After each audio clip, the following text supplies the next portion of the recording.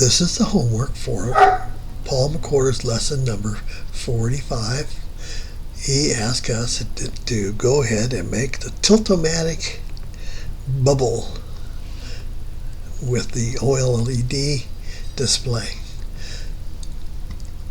Here I picked up the old program, or the old program for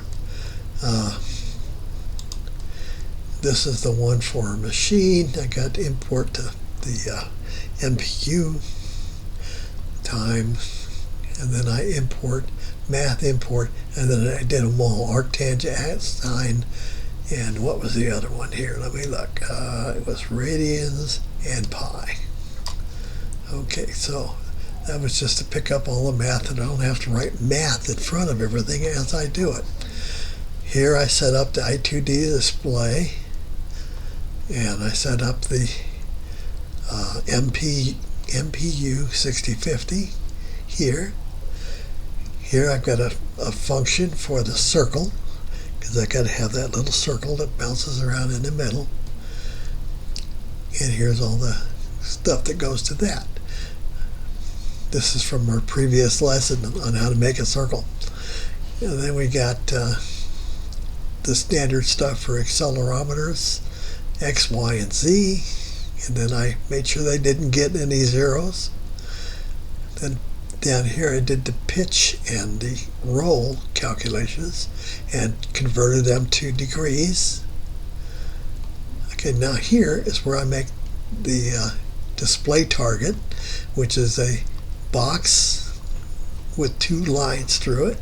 You got a rectangle box with I think it's 24 by 120, and the line is located at 45. It goes 120, and then the vertical line is at 20 and goes from 60 and 120. Now here we've got, here's where I do the movement of the circle on the target.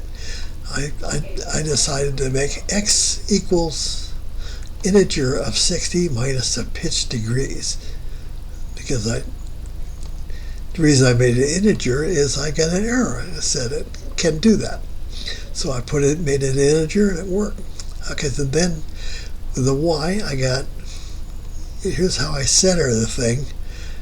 This puts it in the center of the graticule, and then I subtract the pitch degrees and the roll degrees.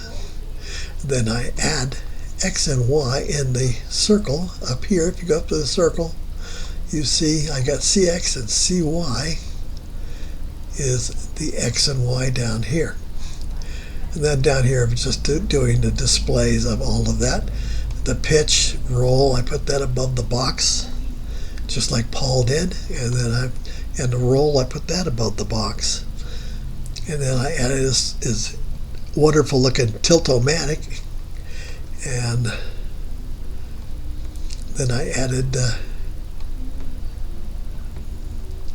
here's where I put the pitch degrees and the pitch roll degrees, and that was all displayed.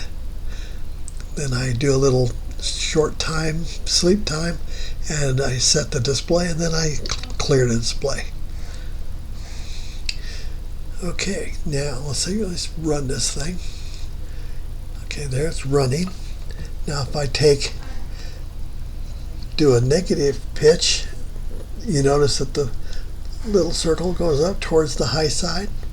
If I go to a positive pitch, the circle goes towards the high side again.